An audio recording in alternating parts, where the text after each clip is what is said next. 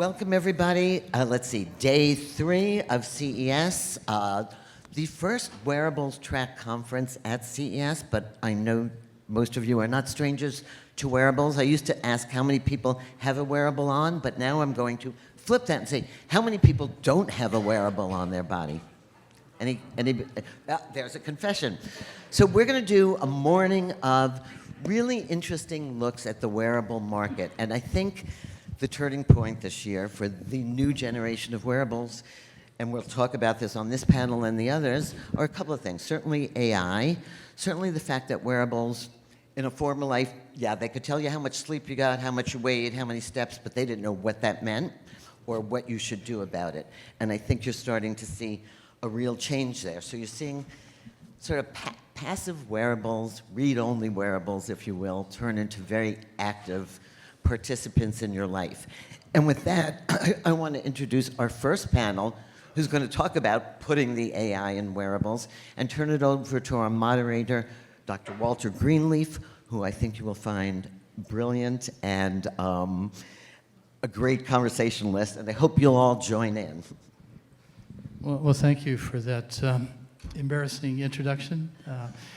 No, I'm very excited to be here, and I'm excited by the topic and the panelists that we have here. I hope we will have some time for questions from the audience, but I also suspect that our speakers will linger around in the hallways afterwards if you aren't able to ask your questions during this time. As Robin mentioned, this is a turning point in the field of AI-enabled wearables. AI is allowing us to do so much with the very important information we can collect from wearables, not just for healthcare, which is my passion, but really for many other areas of our lives. We'll hear about that from our panelists. I'm excited about the foundational level that we were bringing here of emerging technologies and systems that will be scaling as be part of our lives. I think it's very hard for us right now to anticipate exactly where the technology will take us because it is moving so fast, but I anticipate and also cross my fingers and hope it's true, that some of the major problems we have in our lives, in our world, will be addressed by the emergence of wearable technologies in healthcare. I'm very concerned personally about the challenge we will face as a society with an aging population and challenges with brain health. Just as one example, 3 out of every 7 of us will have a neurodegenerative disease by the time we get to our 80s and 90s, yet many of us will live 20, 30 years longer than previous generations because of breakthroughs we're having in healthcare right now. So we have to have enabling technology to help us keep our bodies healthy, our brains healthy. Wearables will be a big part of that, of course, because it's the way we collect the data that will allow precision healthcare. But other aspects of our lives will also be dramatically impacted. So rather than going on, I will turn the podium over to my colleagues here to talk about their work. I'd like each of you to introduce yourselves, tell us a little bit about what you're working on, what you're passionate about, the impact that you feel your technology will have, and also how it fits in as an ecosystem. So why don't we start? Thank you very much. Good morning, everybody. I am KGaA Nazarpour. I'm co-founder and chief strategy officer for Neuranics, a deep tech Scotland-based company. My area of work is human movement and what scientists and engineers can do to restore movement when a movement is impaired.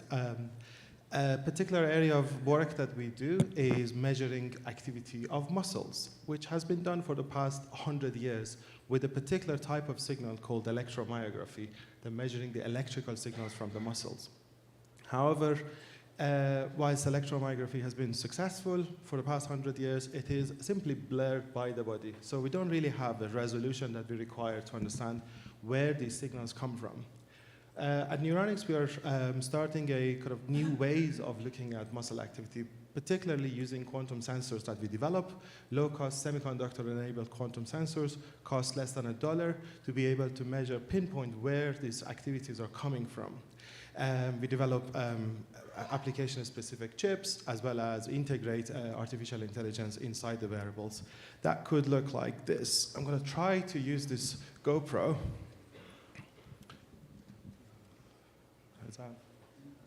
Is that probably the other side of it? No, it's on this side. Do we need? Okay, we start and restart.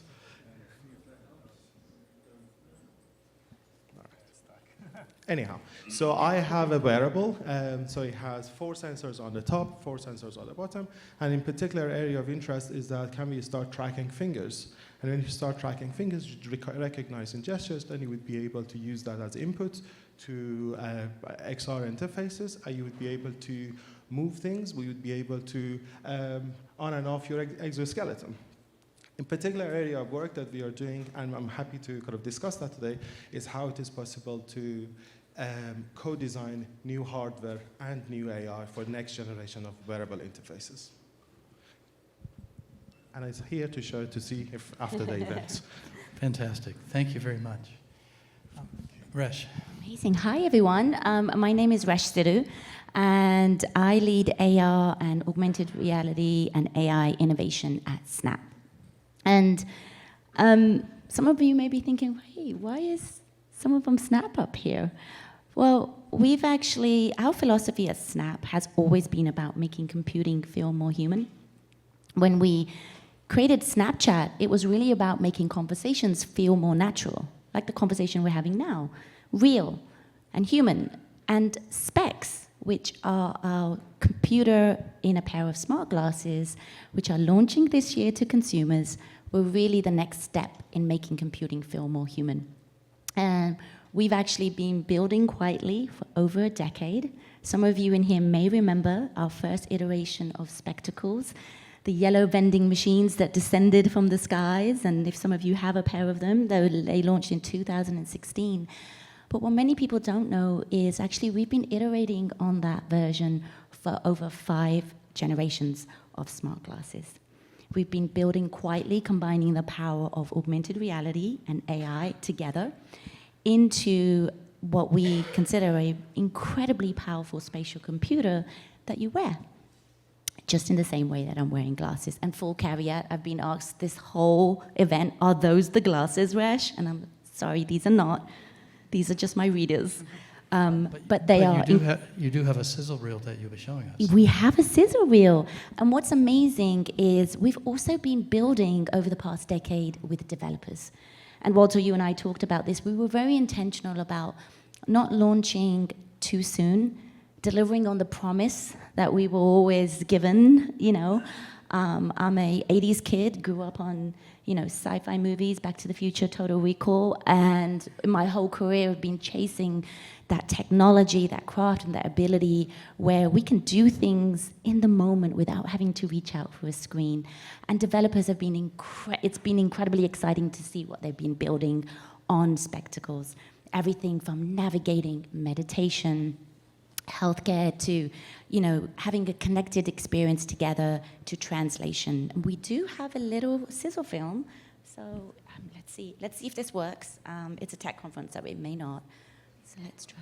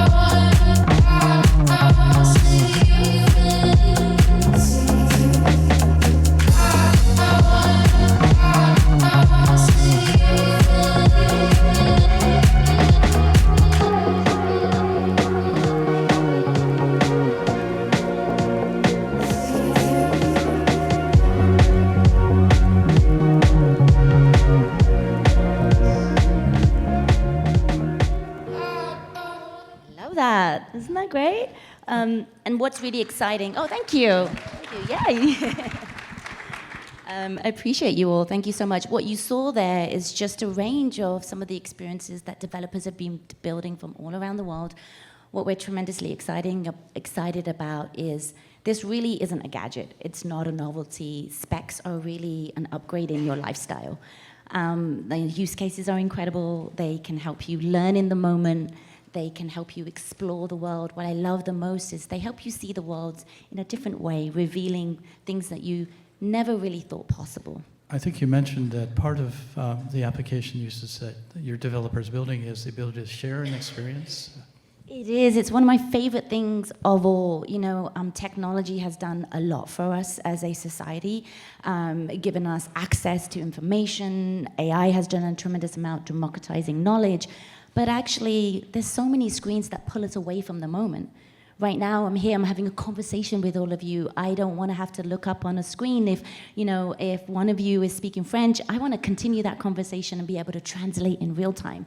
So what is amazing about what I'm excited about in terms of specs and this era of spatial computing is the ability to do all of these things that you just saw, learn more, navigate it in a completely different way, train more, and see the world differently, but without having to reach out for a screen. That, to me, is an exciting era, and really putting this into the hands of consumers to see how they will respond and how it will change their life is incredibly exciting. How soon will consumers be giving you that feedback? This year. Walter's been trying to get the data out of me this whole time. They are launching to consumers this year, so we're very excited. Oh, fantastic. Well, thank you. Swapnil. Hello. Hi. Yes. Does this work? Yes. Is this how this works? It works well. Perfect. Thank you. Hello, everybody. My name is Swapnil. I work for a company called Noise. We've just started. Noise is India's largest wearable company. We've started a new health tech company called the Luna Ring.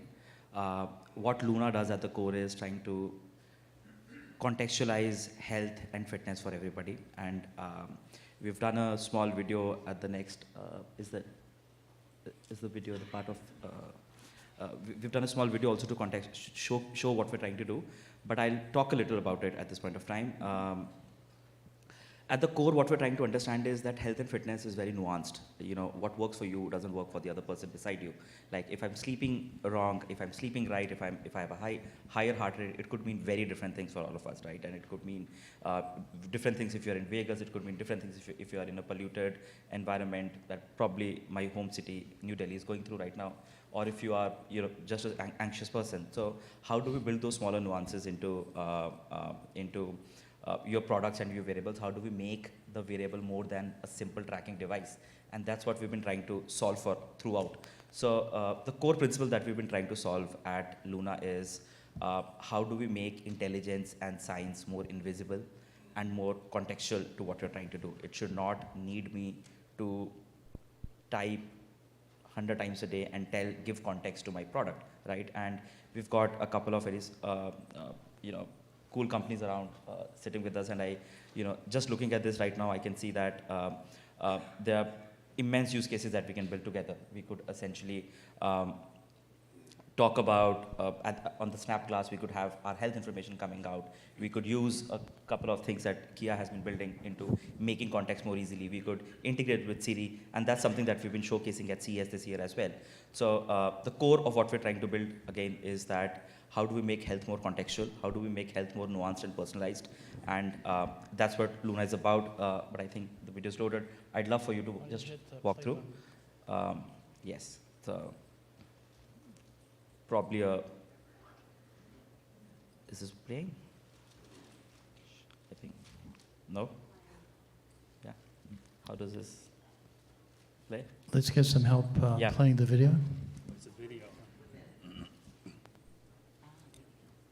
There we go, yes. So I spent some time building the first menstrual health AI long back. I'm talking about 2017 to 2023. Some of the key learnings that I've made throughout this period is that any system that ignores personal context is essentially meaningless to you. There's absolutely no meaning into what we're trying to do. But the key to understand also is that what exactly do we mean when we say context, right?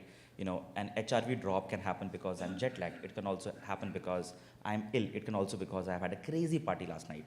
So all of those three things could mean very different actionable insights for us. So that's something that we've been trying to solve for. It's sounds easier said than done, but when you look at all the variables, they're essentially infinite variables to a human, and that's to any personalized context. Those variables could be my mental states. Those variables could be my eating habits. Those variables could be my walking steps, and the medications I'm taking, the supplements I'm taking. It's essentially, that list is infinite. So we need to build a system that understands more variables. Every day, your body generates hundreds of signals. A rise in temperature, shift in sleep architecture, subtle changes in stress, recovery, and heart rate. You may never feel, but your data always does. Individually, they are isolated data points. Together, they form patterns. Yet they are ineffective to our personal behavior style. Introducing Life OS, your life's operating system. You can talk to your Life OS using Siri, any earbud, CarPlay, or simply your phone, and share smallest of personal context. It translates biomarkers and habits into clear explanations of what is happening in your body and why. You will understand what influenced your sleep, what shaped your recovery, and how behaviors like caffeine, activity, or stress appear in your metrics. Not guesses, not generic advice, insight grounded in your own physiology. With daily, weekly, and monthly trends, Life OS reveals correlations and changes that often go unnoticed, giving structure to your signals and meaning to your data. Life OS, where intelligent insight meets your everyday life. That's fantastic. And what I'm particularly excited about the direction you're going, I have described, is that in healthcare research and product development, we have a dark matter area, which is the social context of healthcare. It's one thing to write a prescription for a medication or to suggest that someone change their lifestyle, but often the clinicians do not know the context. So being able to measure and get signals in the context is going to be incredibly important. So congratulations and thank you for that. Thank you so much. And I believe you're announcing a new product during the show. Yes, so we've been around with the Luna Ring for some time. That's what a ring looks like. But we've announced a new product, which is the Luna Band this year at CES. So please feel free to come to our booth. We are at the Venetian, Hall D. But so this is the booth. This is the product we're launching. You can literally talk to this product, keep giving it context about you, and then whenever you need some insight, just open up your app and see those insights. Well, and Wayne, I'm excited to hear about what you've been working on. It's a nice, when people think about wearables, they think about wristables or ringables or hearables. We don't think about exoskeletons as much as we should. Not as much, right? But so my name's Wayne. I am the co-founder and head of R&D at SUITX. SUITX is a company that specializes in exoskeletons, which are essentially wearable robots designed to support and augment the human body. At SUITX, we have developed a wide range of wearable solutions, ranging from medical exoskeleton designed to help someone with lower body paralysis to stand up and walk, to recreational systems for outdoor activities such as hiking. Currently, one of our big focus areas is in industrial exoskeletons and wearables for workers, with the main objective of improving workers' health, safety, and performance. This week at CES, we're launching our latest back support exoskeleton. We called it the Volt On, and we prepared a short video clip to showcase this. Let's see. So here's a visual of the device. I'm also wearing it right now. But I'll probably give a demo of this in a little bit.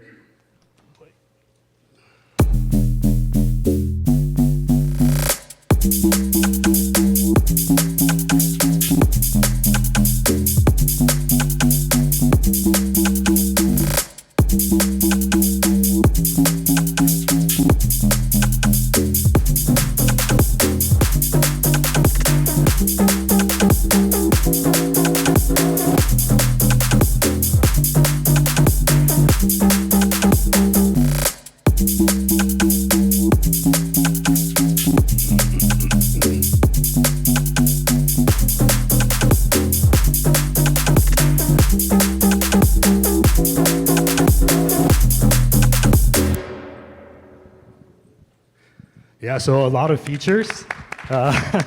that were included.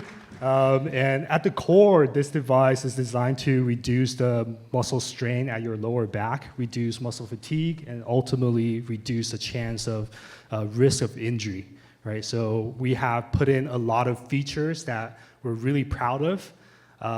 But especially for today, I want to highlight one point, which is also especially relevant for today's talk, is that our devices are increasingly powered by data and intelligence. So we're spending a big part of our effort on the development of this digital ecosystem, this digital layer around all the physical technologies we have, using sensors and analytics to really learn and figure out how people move and use that knowledge to optimize and adapt the support we provide to the user in real time. With this method, we have really been able to make our devices like the one that I'm wearing more comfortable and simply easier to use, because now there's more intelligence in the system to adapt to the motion of the user, instead of historically, there's more of the user having to get used to the machine, right? So this is one area in our work in exoskeleton that we see has a lot of potential, where we see wearables are evolving because of intelligence to be more effective and ultimately provide more value to the end user. So here's a quick summary. Very excited to be here to share our perspectives and hear the perspectives of the other experts working in the field.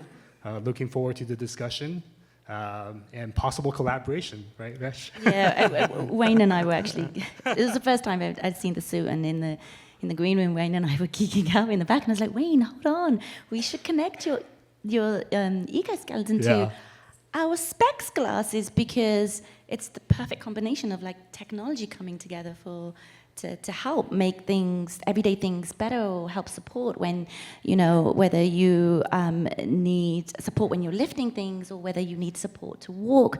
Because what's really great is you could take all of this amazing technology that Wayne has right there, you combine that with spatial computing, and suddenly you can help guide people, and you can see that data contextually in real time.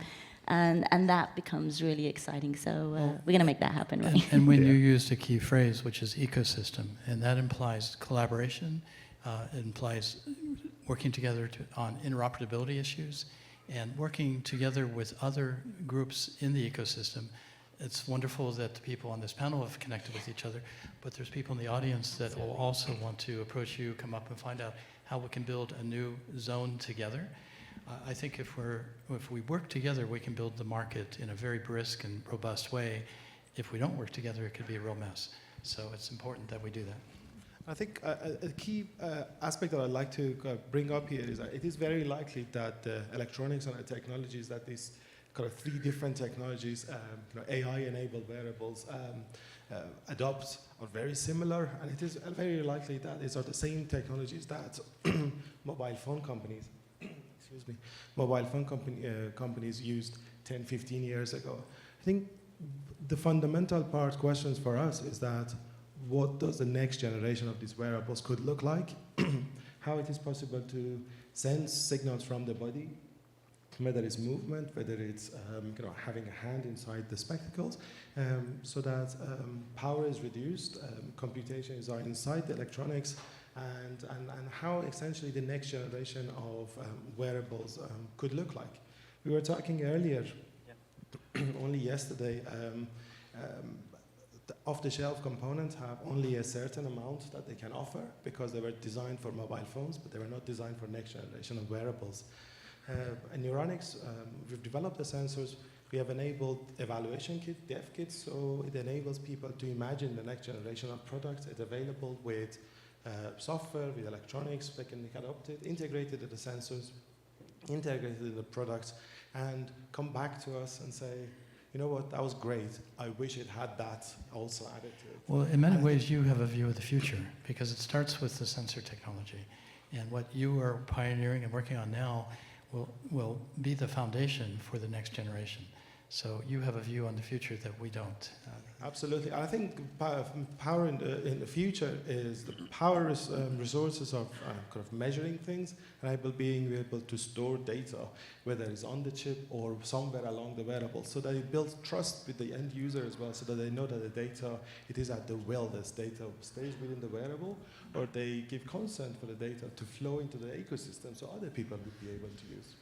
And let's spend some time talking about trust and the importance of that. But before we go there, I want to key off something you said, Resh, which is, in many ways, what is coming forward is a reflection of some of the ideas and concepts that we've seen in science fiction movies and science fiction books over decades. I'm thinking the scene in the first version of Total Recall, where Sharon Stone is hitting a tennis ball with an avatar. I saw in your spectacles something like that. Absolutely, yeah. I'm thinking of Blade Runner and some of the images that we've seen there. The Matrix. These are all harbingers of what we could do with technology that is now coming to market. So I'd love to hear some further examples of what you're building that will reflect what we've been dreaming about for decades. Yeah, absolutely. And I think to step back a little bit, the reason we're able to be in that moment right now is because, you know, the technology, the hardware, AI, it's all coming together in this moment. This is an incredibly exciting year. And I think, you know, for us, you know, that moment you talk about in Total Recall, if you notice on the sizzle, we have this incredible experience, which is being able to play basketball, right? Who doesn't go out into their yard, I'm British, so into your garden, and want to shoot some hoops. What's amazing about wearing specs while you're doing that is it's actually helping you improve your game in the moment. We don't need more data after. I don't know about you, but like, you know, I have 2 older brothers. I was terrible at pool. I could never beat them. Lucky because of my job, I took Spectacles, which are our developer version, played a game of pool with them, and it was actually in real time doing the math for me, helping me queue up so I could get the shot. They didn't know what was going on. They were like, wait, what just happened? And I was like, hello, technology helping me be better. That to me is like hacking life. That to me is when technology, I didn't need to go grab my phone, look at a video. Right then, it's contextual. To me, it's not just more artificial intelligence, it's contextual intelligence. It knows I'm here at CES. It knows I'm at a dinner and the person in front of me is speaking a different language straight away. I don't need to call upon it. It understands what I need in the moment and it disappears when I don't need it. That, to me, is the beauty of technology, turning up when you need it most. You know, you break down on the side of a road and you can't call your dad to change the tire, but you can actually wear specs, a spatial computer, which can actually help you guide you through it step by step. So help when you need it, and helping you learn more, discover more in the world. Imagine, I was recently in Paris. Think I can speak French, totally can't, but was able to navigate the beautiful streets of Paris with our prototype version with Spectacles. It was translating signs in real time. It was helping me understand how I could go off the beaten track because it understood what I needed. It understood my preferences. So it's tremendously exciting to be able to bring that level of interaction in the world. That's what we talk about when we talk about making computing more human and making technology available to you when you need it. I don't know about you all, but that makes me tremendously exciting. And then, yes, the Spectacles can be connected. So you can have shared experiences. A lot of our panelists love you guys all, and we've been talking about healthcare. I'm not sure if it was in the sizzle, but we had actually a professor who was teaching his students, and I think there were about 8 students. And traditionally, we've all learned from textbooks, or we've learned from laptops, or we've watched videos. But they were all in a shared connected experience, and they were looking at the human body right in front of them, and they were able to dissect it, pull it apart, and the professor was able to teach in real time, in real space, and they will be able to have a conversation and step into that moment together. I mean, that just gives me full body chills, right? It changes the way we think about learning. And so for me, this year is really going to be kind of rethinking about the way we kind of live and the way spatial computing and specs as a wearable in smart glasses can help you do that. That's so exciting, and I think about precision learning and precision medicine, and the precision learning will come from our ability to understand the learning style of the individual for both healthcare and for education. We've had to take a one-size-fits-all approach. We're getting beyond that now by the use of better sensor technology, better application levels. And Swapnil, I'd love to hear your vision of the future. Where do you think your technology, 5 years from now, 7 years from now, give us some excitement about where you are trying to drive things. I think, at least my viewpoint on the next couple of years look like it is already started being contextual, but artificial intelligence is no more complex intelligence. It started becoming contextual. It started making lives easier for us. It started allowing us, like you were saying, allowing us to do a lot more than what we were physically and mentally capable of doing. But what it is going to do, in my personal opinion, over the next couple of years is take what was already available for a select few to a lot of masses. And what I mean by that is, and contextually, products like our smart ring, products like smartwatches, products like your exoskeleton were possibly there existing for the health conscious, the aware audience out there, or people with access to certain things. I think what it will change over the next couple of years is make it very, very, very, very accessible. And so all the complex stuff is going to happen at what Dr. KGaA is doing at the sensor level, at the hardware level, but the software and UI is going to become so easy. It's going to be as simple as opening a door, as simple as doing something, writing a journal.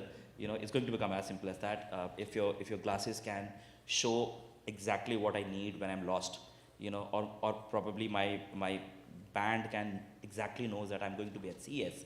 So what exactly are the things I need to do? Or some old person sitting in an island, off the coast of India could essentially understand more about nuances about their health that would not have been possible today for them. Would be very, very exciting over there. So I think the next couple of years we'd see them becoming natural companions, not becoming chatbots, not becoming coaches, not becoming what possibly the forms that we see today. It becoming natural chatbots. It would also get ingrained in things that we do. I'm not sure, but maybe the clothing has input sensors of, has better hardware that makes us, whatever you're doing today, more, easier. It need not, I may not need to put specialized, essentially set of products on top, or my glasses, And I think the next session addresses that point yes, too. Yes. Wayne, I'd love to hear what you're excited about in terms of the future. And then I'd love to also make sure we have enough time to ask each of the panelists to talk about the guardrails that you're putting into your design of your products. Because as we all know, this is very precious data that we're collecting about our attention levels, our behavior, the context of our lives, what we're looking at, who we're sharing that information with. This information is something that will be so powerful for helping to improve our lives, but it's also data that can be used by other people who might want to sell us things or influence what we're up to. So let's address that too. But first, I'd love to hear your excitement about the future, Wayne. Yeah, so I feel like we're barely scratching the surface of where we could get to with exoskeletons. Right now, we already made huge improvements from where we were just 1 or 2 years ago, where historically devices were tuned for the average user, but most people are not the average user, right? So it's never quite working for you in a perfect synchronization.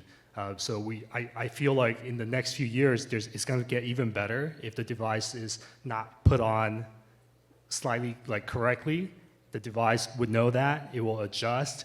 There will be more personalization. So if I perform certain tasks faster than another person, the device will also take that into account. We're moving in that direction. And I guess another thing I want to point out is right now, even though today we're focusing on industrial exoskeletons, our technology is very broad, right? Especially we joined forces with Ottobock a few years ago. They're one of the world's leading prosthetics, orthotics, and human mobility company in the world, if not the top one, right? And with them, we have a huge portfolio. Elderly care or elderly mobility is one area that I see a big future. There's an aging population, right? People are living longer. We want to be able to, so that's a space also kind of in our portfolio to look at. And with the added intelligence, all these different fields can really benefit, not just what I'm wearing right now. So that's where I feel like that's really exciting in the next few years. Fantastic. And can you, I'd like each of the panelists to briefly address how you are addressing the privacy and security issues as you develop your technology. Thank you. I think it's a really important aspect. The way that we go about it is that the data, for these wearables to be able to control environment, we need data from thousands, if not hundreds of thousands of people. The way that we deal with it is that data stays in the wearable and only the models are distributed in an anonymous basis. It's a so-called federated learning. So it is it's impossible to figure out who has contributed what data to the pool, but then the models are shared, which are anonymous, and basically you can trace it back to the person. Federated learning. For us, I mean, specs have actually been built and designed in the same way that we've done Snapchat, which is designing with privacy-first design principles. We've always done that. For us, privacy is not an add-on or a checkbox that you do at the end of it. We've been designing for over a decade and been very intentional about privacy and trust. You know, trust is not optional. It's incredibly important. And so what that means is, you know, privacy by design is we're very intentional about the way that we've built specs. We're giving people the control. What they, you know, being very mindful about the defaults, very mindful about the user interface, very mindful about, you know, data and what we're collecting, and, you know, making sure that as a human wearing these devices, you feel like you are in control of what your data and what you want to share and when you want to share it. And I'm very proud of Snap for that, because we've just taken 14 years of Snapchat and we've been doing that from day one, and our values have not changed as we move into the kind of this next journey of computing. It is even more important to us, and we have a phenomenal team working on that from day one, but our design thinking is privacy design first principles. Yeah, it is something, a fantastic extension of your brand into a very important area of our lives. Yeah. So, good question. I think the most relevant question today that we should be addressing. There are three aspects that I believe we should be working on. Two of them we are already working on. The first is trust. Trust on the user's perception of, is this really working out for me, right? You know, I think that adds a natural trust to what we're trying to do. And that's beyond us. I'm sure there are a lot of people here who are building in this space. So if your product is solving a real problem for the user, I think there's a natural trust. The second is de-risking. De-risking is a responsibility that we as companies today have. The more data we store on your local products instead of maybe on the cloud, which potentially has potential risks that could come up in the future, right? So, so like at our end, we're trying as much compute as we can do on the device itself, as much compute as we can do where you have control on where your data is being stored.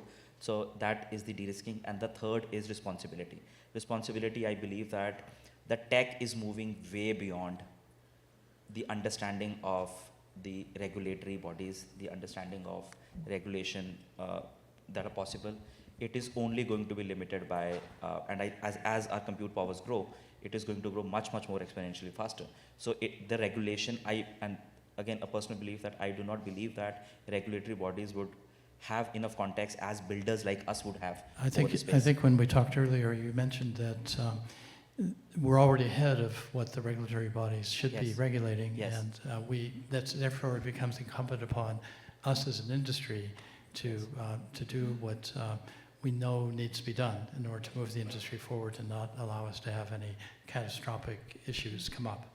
So it's both a social benefit reason to do it, but also an industry moving forward reason to make sure we do emphasize privacy, security, and safety in all our products. Absolutely. So just to closing note there, I think we should all start self-regulating, but there should probably be a call for companies that are building in AI to come together and start guiding regulatory bodies as well on what are the what are the limitations that we should start building in, what are the controls that we start building in, because the potential of the tech is too immense right now for what could potentially cause some risks. And when I imagine that it's not just privacy that you need to design it, but also safety, because you have an electromechanical device, and that's inherent in your design approach.